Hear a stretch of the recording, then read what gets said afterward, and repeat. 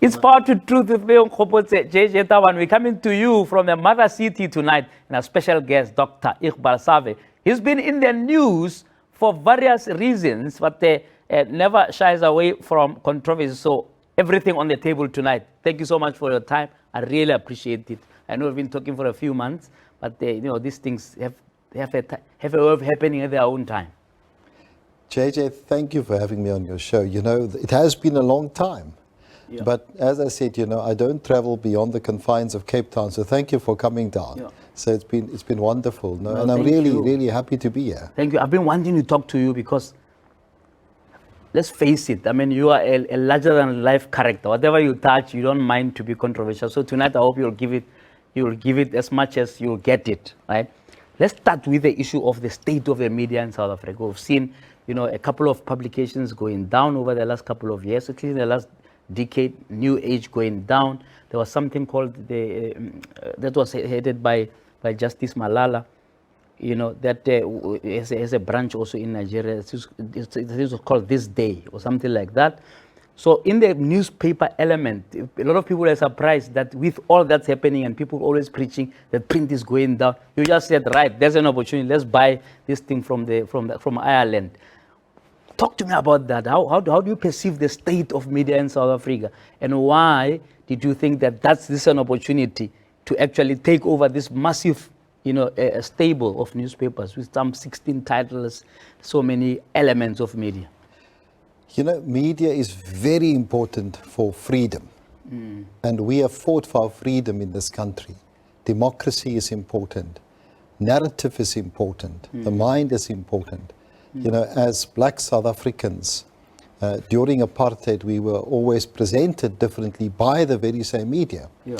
And my motivation for buying independent media came from my daughter, because our home in Cape Town was a home of diversity and lots of different people used to come. Yeah. And she said to me, Dad, but why are they not being reflected in the media today? Yeah.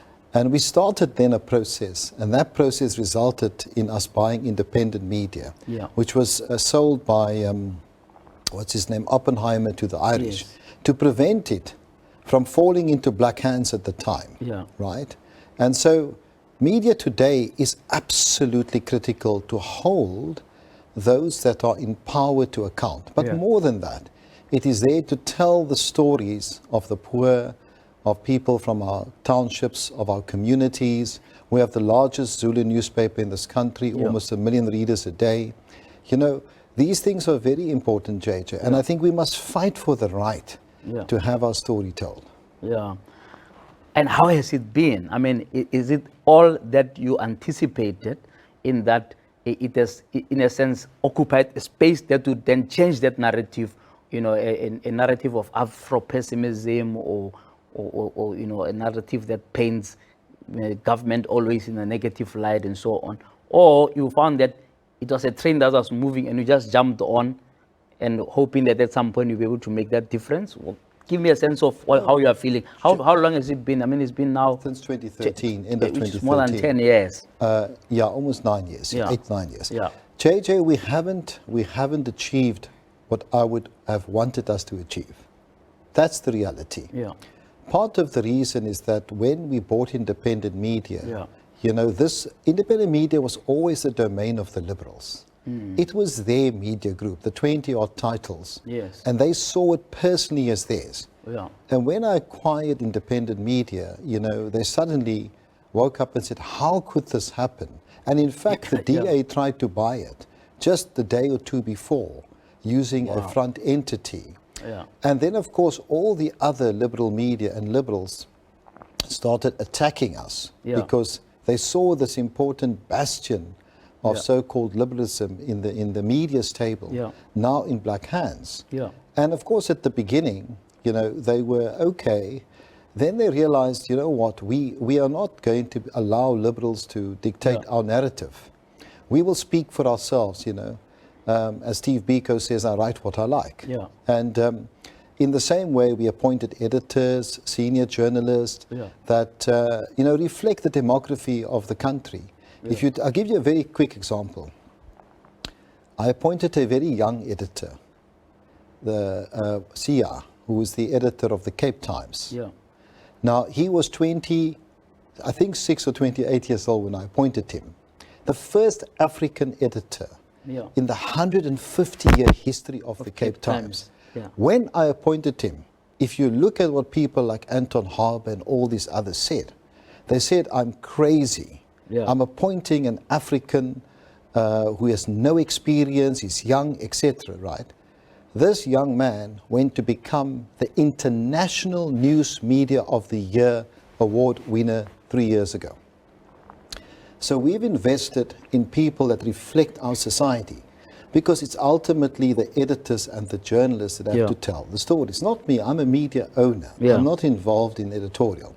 At the end, but what I do is I create the space for our editors to be able to give the narrative which is different. But we have not succeeded because there have been deliberate attempts to undermine our ownership. Look, this morning, I woke up this morning, JJ. What do I read? I read Anton Harber, the professor at Wits University, writes an opinion piece calling for an advertising boycott of independent media. Goodness. By a competitor business publication. What was the reason? Well, you know, he gives his normal nonsense. But at the end of the day, how can a professor call for an advertising boycott in a competitor media newspaper, number one? Secondly, he's funded by a competitor of ours. How could Business Day and its owners even allow this kind of thing? But does that not impact on media freedom in this country? There's two ways of stopping the media. The first is that you shut it down, like, you know, in the olden days. But these days you use capital, or you use the kind of thing Anton Harber did. You know, this is disgraceful and very serious, by the way. And when I woke up this morning, I had 10 phone calls from my employees, phone calls from interested parties saying, Doc, have you seen the article, opinion piece by Anton Harber? And I think it's completely unacceptable.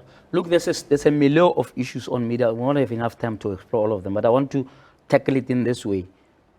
A lot of discussion says that the threat to media freedom comes from all fronts. Media freedom is under attack. Journalists are being jailed all over the world. We talked about that at the basic proposal lecture. It's actually staggering when you actually look at the numbers of how many journalists are in prison. Two, there's commercial interests, right? That and you'll talk to me about what Nedbank tried to do and so on, and how you see that as part of trying to squeeze that window of freedom that we now have. And then, of course, there'll be government interference, right? On the commercial side, we always talk about Chinese walls. Now, can you just be honest with me? If we take over a newspaper like this and we have a clear agenda, I mean, it's not nothing to apologize about, an agenda about changing the narrative. With a newspaper has been there for years, so it means that half of the staff who are there may not share that vision. Was that something that you had to deal with? And what do you think in the 9 or so years, right, were the challenges to deal with that? Because please do tell me, there could be an issue of those Chinese walls disappearing, because you need to run a profitable entity. But at the same time, you've got to respect boundaries around freedom of expression. How did you strike that balance? It's very easy. It's very easy, because commercial is commercial and editorial is editorial. There's a CEO in the business and there's an editor-in-chief. And what I would hope that you would do one day, JJ, is please interview our editors. Ask them the question directly. Ask them, is there editorial? Ask them the question directly, and you'll be shocked. You know, our editors are given, some of them I've hardly spoken to for like 2 years or something. But it's no, that's good enough now. But when you took over, please level with me. If I'm wrong, this is the time to clarify it. But some of your editors jumped ship because they felt that you are too, if you like, involved in what they have to do. Two, you had a tendency to interfere. That's actually not true. What happened is when Karima Brown was appointed editor-in-chief, Karima had engaged with these editors And there was a personality clash between her and some of the editors. And that's what led to you are one not or two involved. Your movements. hands are No, I was completely not clean involved. on you. You've never taught your editor. I don't like X. No, not at all. Because my way of... But I find that difficult to believe because you're not that sort of chap who just sits in the background. Especially this is your business. I set policy in a way that, we have a board. And so my view is, look, I'm very pro-black. Yeah. And if that's a crime, then so be it. Yeah. I'm very pro-transformation. Yeah. So did you have to step on some toes? That's what I'm but asking of course, in your JJ, in the early stage, this was a in the liberal, early stages, this was a liberal grouping. Yeah. Let's be honest about it. And conservative liberal. We must be very careful we don't use the word liberal like we understand it in Europe. The liberal in South Africa is a right-wing conservative liberalism. It's very different. Put it in its proper context. So yes, of course, people were really perturbed that a black person was now owning the newspaper. And my emphasis was, let's tell the stories of Alexandria, Kailicha, Soweto. Why must we only be putting them in so-called slave newspapers? For example, City Press was set up by Naspers, the apartheid media house, for the purposes of blacks only. I said, no. Our, the Cape Times, for instance, was only bought by people who lived around the mountain. And that's crazy.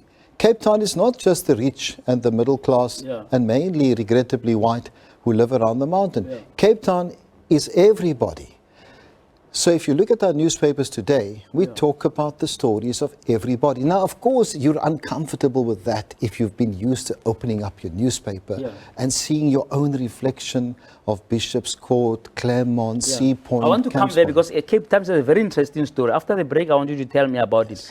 A few years ago, if I recall very well, the DA government tried to squeeze Cape Times. That's right. And Zille justified it. You said, no, I can shop wherever I want. I want you to talk to me about that. And then let's talk about the transformation of Cape Times and some of the controversies around it at some point. Dr. Iqbal Surve, my guest here tonight.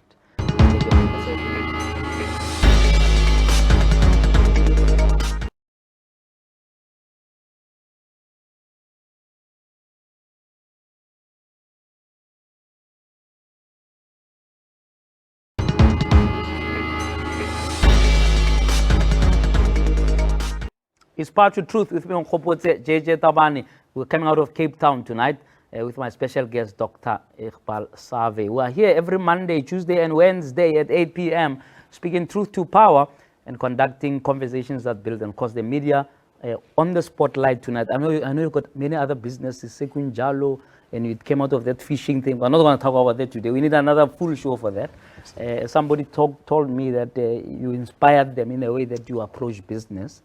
And then he said something very interesting that, here at home, people tend to disrespect you. And around the world, people revere you. So we've got another show completely about business that you can tell me about the BRICS and so on. But unfortunately, with limited time, so I'm just focusing on the media thing.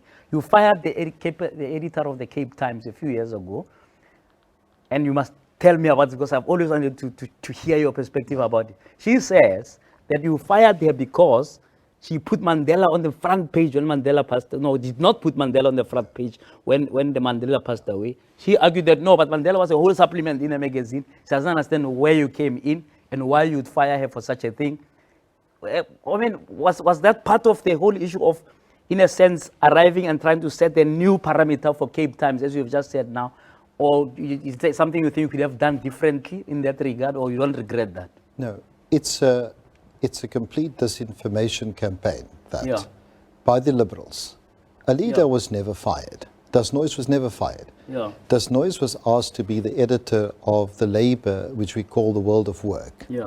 And we wanted to change at the Cape Times at the time. And we were going to make that change. And Chris Whitfield, in fact, who wrote a book with a leader, wanted to be the new editor at a meeting at the Vineyard Hotel. He lobbied Tony Howard, who was then CEO, by the way, just to be very clear, not myself or anything, and Sandy Nadir to become the new editor to replace a leader. So it was very funny, actually, when he wrote a book with a leader about me, But anyway, these things happen in life, man. The point is this. Madiba was very special to all of us in this country, and we learn a lot from him. And in a way, I try and carry a bit of that legacy forward because the values that he stood for are important to me. And I'd visited Madiba with my family just before he passed on. And I also told him about independent media and all of that. So it was very... So what happened the morning when I woke up, the Cape Times had no front page with Madiba. Yeah.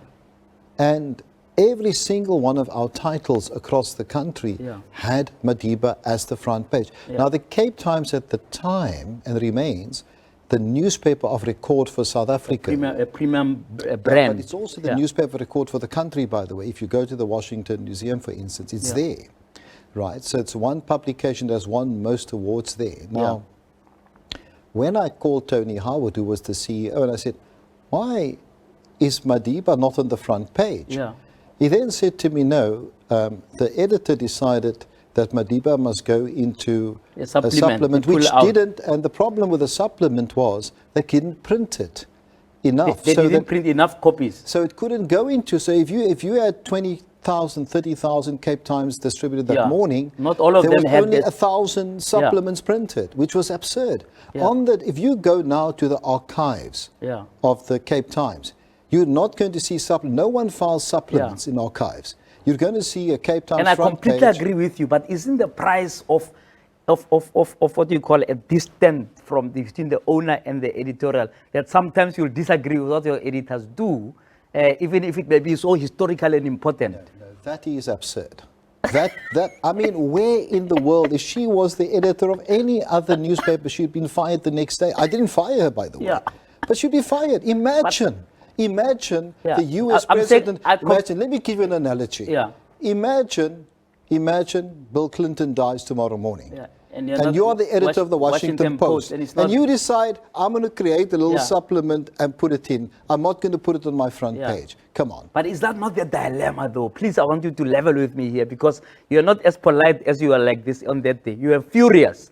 In fact, you walked out of a dinner where she was honored. I don't know whether you thought she was honored in spite. You just walked out of the dinner and said, this is rubbish, and you walked. It was the Liberals. I was invited there. I went there. I thought it was disrespectful not to tell me that, she was going to attack me in that dinner.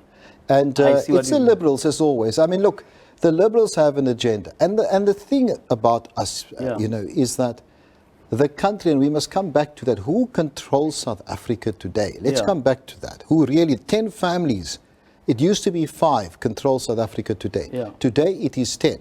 And of course in the background are certain grouping of super wealthy business people. But what they do, they use the Liberals to attack us. So people like myself. Because in the past, the Liberals used to speak on our behalf, right?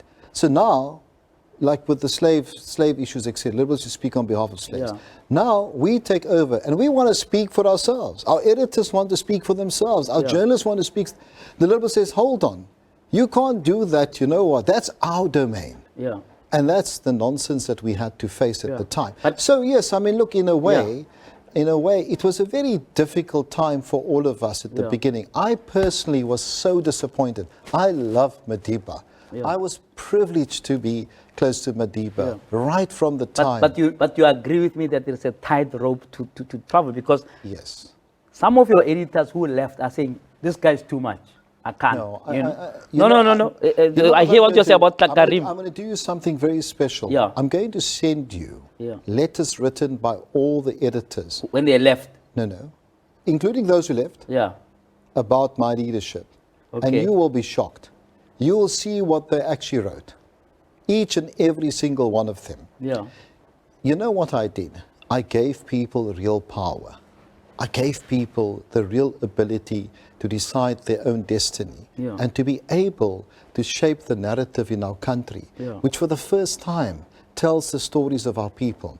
Now, no one wants us to tell, you know what stories they want about blacks, JJ? They want the story that blacks are corrupt, blacks are this. But the biggest corruption is white guys.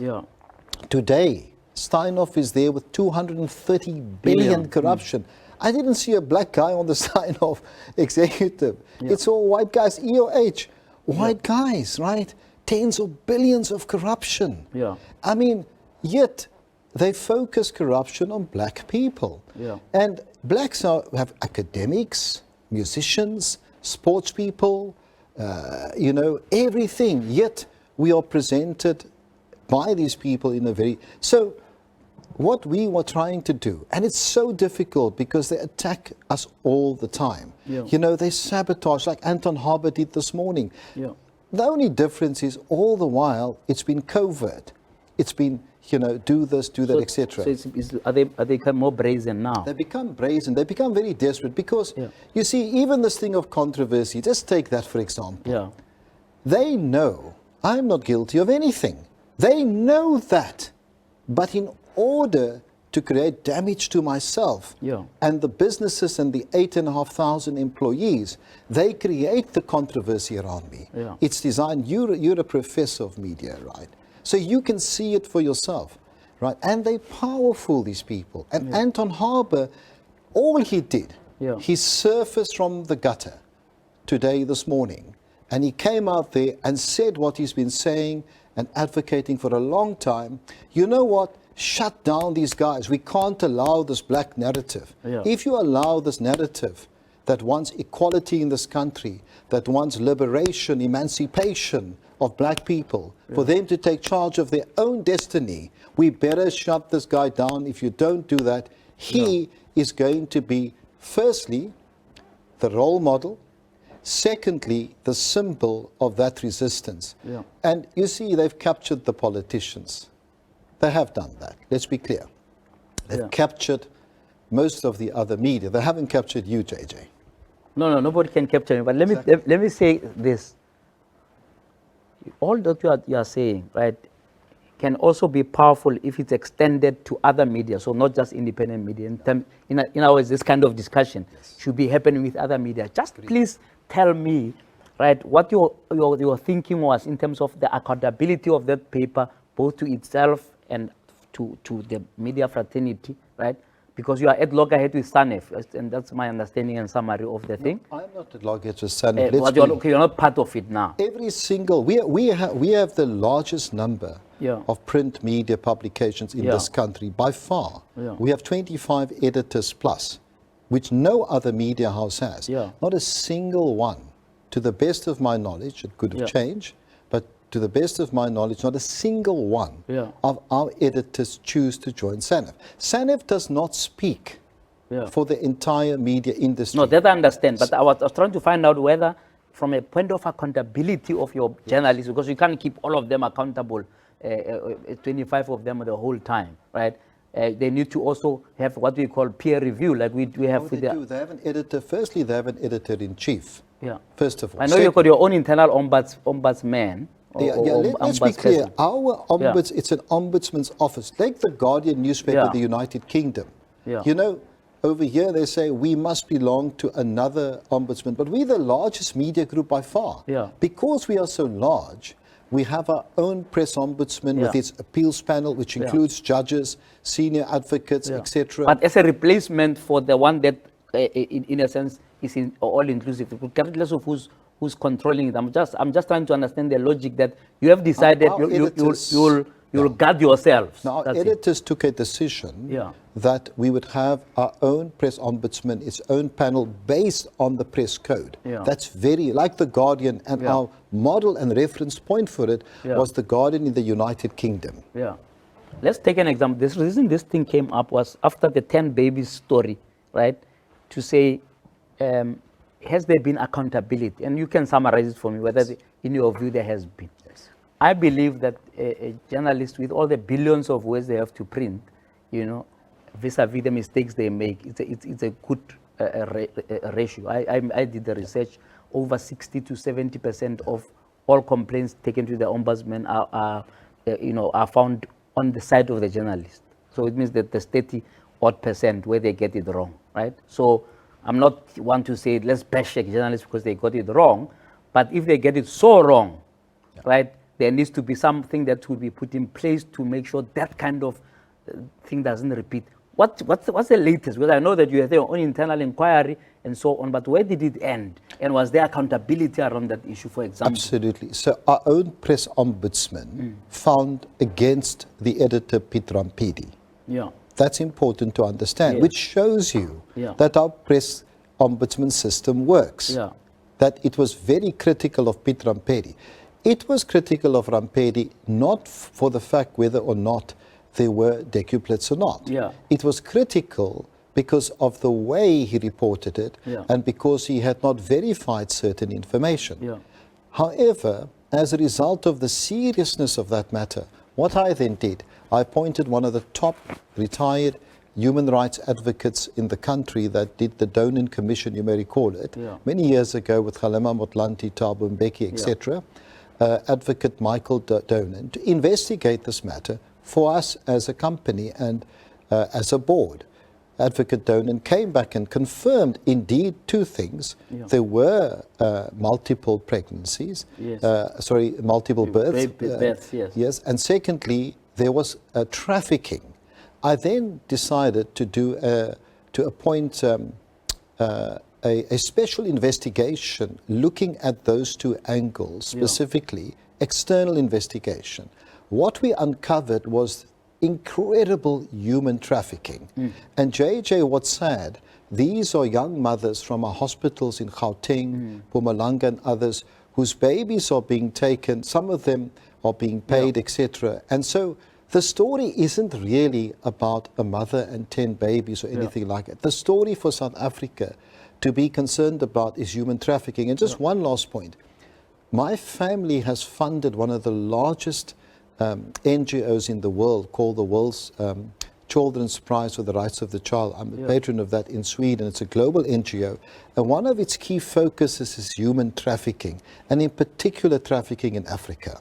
And so it's something close to my heart. So when I saw that these... So this whole story triggered that. Yes, correct. But Pete Rampedi, was he disciplined? Was he given a warning? Pete was disciplined indeed, because based on our press ombudsman's report. I see.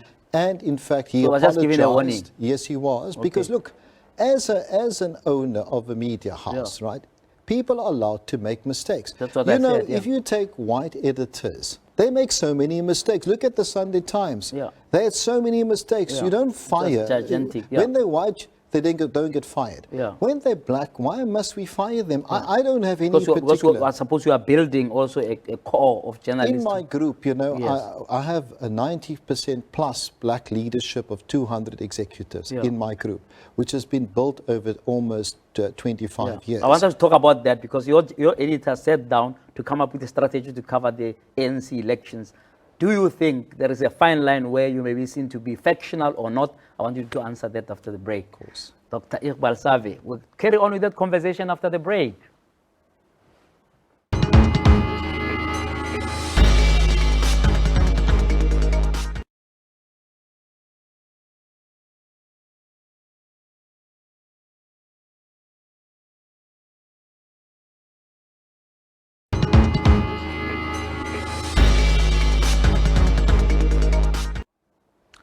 We're carrying on with that conversation with my special guest tonight, Dr. Iqbal Surve. A few weeks ago, a big controversy, big fight over a document leaked to the press about how the independent newspapers was gearing itself to cover the current ANC election campaign towards the December conference. Very, very heated debate between what Media 24 had to say and what I think it was the editor of the Star had to say back, to say just leave us alone and don't give yourself the right to comment over what we do. Before I come to the specifics, do you think, and we've mentioned a couple of times that the other media owners are taking you've cross-referenced what Anton Haber is doing, that is actually doing the bidding for your competitors, etc. Is there a problem there of media, in a sense, helping each other to introspect, in that if a media person does something wrong, generally it would be to leave them alone and not enter the fray, right? And not keep them as accountable as you would keep government or business or whatever else. Do you get that sense that we're still in that mode where we say you cannot take your own colleague in the media? No, I think that code is there for all the other media except us. So we are attacked non-stop by the other media because... Remember, we are the largest black player in the media industry. And media, the controlling of the mind, they can't allow a black entity to control or to be part of the narrative in this country. So So there's no question that there's a determined effort to get us out. There's no question to sabotage us, destroy us, etc., which is very sad, because we, you know, and people want to. If you own the media, you own the narrative in this country. That's important to understand. A narrative is about controlling. You'll find, you know, as Malcolm X once said, I think it was, you know, be careful, the media will make you hate each other. And so what's happening today is that black people hate each other. You just have to look at the ANC. I mean, as an example, they are so factional and destroying each other, and the country is going to the dogs in a way, right? Which is sad, because this is our country. Absolutely. And it's our people, and it's our young people. And that's why I called a couple of months ago. You're an ANC person through and through, and surely some way Sadly so, JJ. Sadly so. You shouldn't apologize for that, but tell me whether or not your media entity has found itself stuck in the factional battles. Explain this Operation Cleanser document in summary for me, to say this is overboard. Firstly, let me answer it this way. It's extremely disrespectful to my editors to suggest for one moment that they are factional. Every editor has their own point of view. Yes. And it applies to every editor in the world, by the way. So to suggest they're one block, and because they're mostly black, they can't think, is absurd and racist in the extreme. To suggest, like Anton Harber does, that our editors can't think. There's somehow another, you know, an instruction in an earpiece coming to them every minute. Hey, say this. No, that's complete nonsense, right? The other thing is, let me also put this on record for once and for all. I have supported and support every president in this country in different ways, from Mandela to Ramaphosa. I serve the president because I take this view. This is my country. The president is just there temporarily. But if my editors want to hold the president and his ministers and officials to account, they must. They have talking my about support. an election now that's pending, and I want you to give me a straight answer.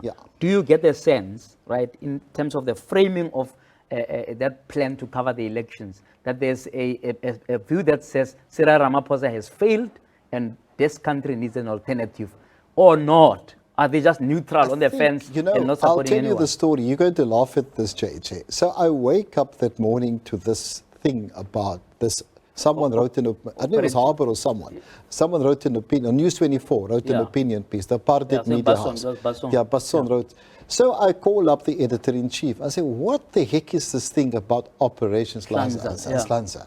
He says to me, Doc, you know, this thing is just a coverage of the elections, and in the opening they were doing a situation analysis and that kind of thing. So I said, can you please send me at least a copy of it so I can understand it, because I'm reading about this, etc., etc.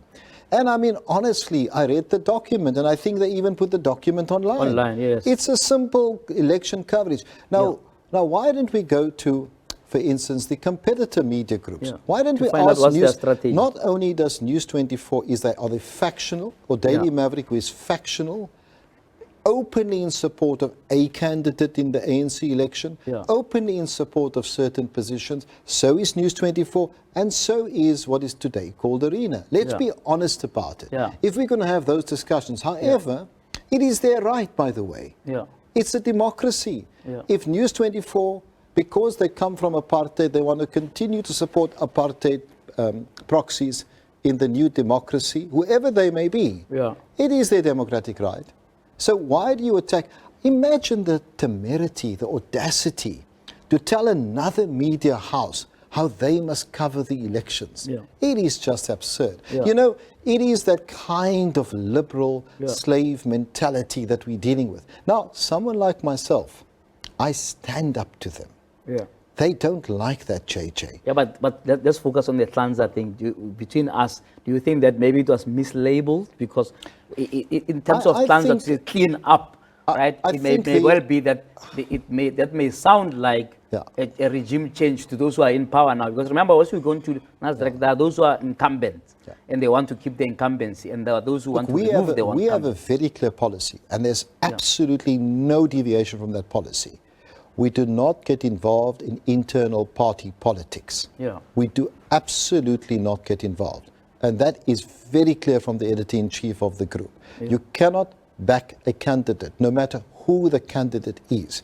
Even if The current president has disappointed the country. Yeah. But what we will not step away from, and this is what they must be very careful about, what they're trying to do is shut us up, right? Because we are the ones who exposed the PPE corruption and Kusela Deco and all of that, regrettably. We are the ones, if it wasn't for us, they would have stolen 60 billion, right? We were the ones that exposed the CR17 bank statements. We are the ones that exposed Pala Pala. Now, our investigative journalists are not being given credit for that. Now, we must hold people to account every day. That is our democracy. Are you disappointed in President Ramaphosa since 2018, since you took over? I mean, if you're talking to me now like a citizen here who is patriotic, etc., are you disappointed in in what this regime has become? Very much so. You know, I know President Ramaphosa very well. We know each other very well. We've met on many occasions. I am sad. I'm disappointed because I love my country, but because there's 70% unemployment amongst our youth. Those are our children. What kind of future are we giving to the youth in this country? Come on, we got to take responsibility. The president must stop totoing to all these wealthy families, right, in this country that really want power and influence at the expense of the majority of our people. And so, yes, I'm disappointed because I had great hope that President Ramaphosa would follow in the footsteps of Mandela. Like all of us who are influenced, who come from that era. We are only in the ANC because we were struggle activists at the time. And so maybe I've taken the beliefs too strongly. But I sincerely would that rub off your editors at all? I mean, and this is no disrespect to them. But you are not just a normal guy walking there. You are the owner of this thing. With big views. I don't really speak to them. So if they see what I tweet, if they see what I write, if they see what I say, maybe it influences them as anyone else. Look, in South Africa, it's black and white when it comes to me. The establishment, the powerful, and they happen to be mostly white, and the 10 white families that control this country and the economy, they hate me with passion because they see me as the sole darkie, the black that resists, and is a symbol of resistance. If they can crush me, right, then any black young person out there will say, well, we can't be like Dr. Surve and stand up for our rights and stand up for our values and our beliefs. When the wrapping of the conversation, I want to just latch on to that. The PIC, what the hell is going on there? Right? Are you being squeezed by the PIC? Are they trying to get you out of business? What happened with the banks? That sounded a bit nerve-wracking, that a business of your size could actually have bank accounts closed. You gone to court, you defeated them. But I want to understand how you interpret that kind of atmosphere in terms of how you operate in your business. Dr. Iqbal Surve, we're wrapping up the conversation after the break. Stay tuned.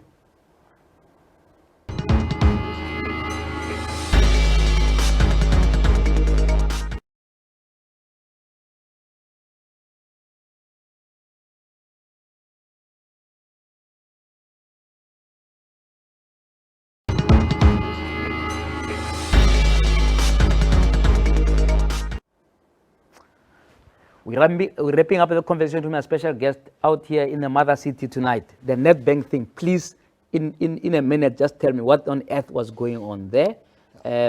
Did they suspect that you are not running your business properly for them to try to close the account? Secondly, I'm told that even the other banks were also signaling that they would go in the same direction. Just explain there what happened. I can sum it up for you in one word, JJ. It's an abuse of power. It's a complete abuse of power. And it's what we've been facing from all these institutions, whether it is the PIC, controlled by the politicians, whether it is, in fact, the banks. The banks is interesting because do you know that in South Africa today, it is not a right to have a bank account? Now, can you tell me, how can you operate anything if you don't have a bank account? So the banks have got the power of God when it comes to your fund to shut you down. So what happened is these banks, according to the Competition Commission and Tribunal, they colluded against us to shut us down. If you go look at the outcome of the tribunal, they got a shock when the tribunal, and now they're under investigation. According to the Equality Court and Judge Delamo, he said what has happened here is unbelievable. Yeah. These banks have discriminated against a black company, a black individual, and tried to put him out of business. And he implied in his judgment, if you read it carefully, that there's a lot more to this than meets the eye. Yeah. So we have been saying it all along, right? These But banks... what triggered this action? There must be something what triggered it whether they are right or wrong. Was a specific instruction that came from a specific minister, acting from a specific president, to say... No, you have to call them out. Which well, I'm in South Africa, right? So work it out. From Pravin Gordhan, a specific instruction to certain bank CEOs to say, look, we need to shut down independent media. We need to put Dr. Surve out of business. We need to chase him out of this country because he's a danger, he's a role model, and all our guys that are behind us, Afrikaner Capital, the 10 big families are saying, he's the biggest threat. And you know this for certain. I mean, we know... I ever say something to you which is not certain, JJ. I'm an academic. I'm a man that serves on international... And if you confronted him on this, because I'm sure you meet him in all this... Read his book, where he threatens me. Read his book. What's it called? Connecting the Dots. Yeah. Right? Read what he says in there about me. He says, I will pay the price for opposing him. Read it yourself. Right? Now, Pravin Gordhan, I respect as a man that has done a lot. But honestly, man, you know, this is a democracy. Yeah. How can you even, the brutality of shutting down an empowerment business been existing for 25 years, 8,500 employees, 40,000 dependents, communities, you know, but also the legacy. Yeah. I've invested 5 billion rand, JJ, over the last 7 years back into creating jobs, investments, etc. Yeah. And it is sad. Yes, I'm wealthy. That's a fact. I mean, I'm a shareholder of Tesla, shareholder of Amazon, shareholder of ByteDance, which owns TikTok, etc. But at the end of the day, you know, I'm a tech, and you've never asked me, what do I do? Because no one asked me that. Yeah. Doc, what do you actually do? Yeah. Media makes up less than 5% of my portfolio. Yeah. I have been a technology investor since the very beginning. Yeah. That's why I built my wealth. Why would Pravin then come after you, in summary? Are you saying that you are stepping on toes? The line. He said it to me in so many words. Yeah. At Dennis's George and another occasions. Yeah. He said, you don't toe the line. So I said, what is the line I'm supposed to toe? Yeah. I may support, you know, historically the ANC. I'm not sure going forward, to be frank with you. Wow. Right? The reality is that I believe in our democracy, but most importantly, I believe in accountability. Yeah. But even more importantly, you change the political hope because of what has happened? I might well, because I believe in the emancipation of our people. And if the leadership of the ANC is not capable of emancipating our people, then I have to find a new political home. Wow. You've not made up your mind in that regard? Are you going to join the EFF? I believe the future is in young people. I don't mean the EFF. Yeah. I mean the future is in the hands of young people like ourselves, right? We care. We love our country. Yeah. But we also have a right to speak our own mind. The fact that we're black doesn't mean that you must take that right away. What is this, a new apartheid? Same view. PIC then, would you link that or join the dot, so to speak, to say the PIC was supposed to give you 2.4 billion rand? They have not given that. No. And so on. Have they explained themselves? Are they trying to pull the plug as well, in your view? Look, they invested in some, out of 50 transactions over 23 years that we went to the PIC, they invested with us. Let's be very clear. Yeah. They've not given or invested or loaned 1 cent to Secondjalo. Yeah. Let's be very clear on that. This is disinformation. They've invested with us in other businesses, even independent media. Yeah. My consortium invested 1.4 billion, and if you add another billion since then, it's 2.4 billion. Yeah. The PIC invested for their own account 850 million. Yeah. So all of this is disinformation. Yeah. But what's happening now? Are they upset with you? That, no, they're under political instruction, right? The instruction from the top, from the very top, is destroy Dr. Surve. You know, you see what's happened. People like myself and Patrice, we were able to list companies on the stock market And we were able to therefore go to institutions like in our case, only 3 out of 50 transactions. Yeah. In his case, like 90% he got the money. Let's just be frank about it. There's no problem. I think it's a good thing. My view is, why is PIC only funding white businesses? That's what I fought with Jill Marcus about. 97% of the JSE is white. It's funded 12.5%, 12 trillion, sorry, 12.5% of 12 trillion is funded by the PIC. Yeah. Now, why is PIC not funding black businesses? Yeah. You know, and I think this is sad. Now, what they've done with all of this stuff, you see, they've made it difficult for the PIC to fund people like you that are black, because it's okay to fund white. You know, a white guy can throw away 32 billion of the PIC money in Steinhoff. In Tongaat Hewlett, he can throw away 10 billion of the PIC money. In EOH, they can throw away 8 billion of the PIC money. But do you think you can fix that relationship, or it has to first change the government? No. You know, it's always good to fix the relationship, even with the PIC. You know, Abel Sitoli, the current CEO, I was the first person to give him an award when he was still at Metropolitan, one of those, because I recognize as a black professional. So I firmly believe it's possible to engage the PIC in the interest of, you know, black advancement in this country. But we must all be accountable, including us, by the way. We cannot also have co-investments with others. And I say this to our executives. Second term for Ramaphosa, quickly before you go. Is it a good thing for the country or a bad thing?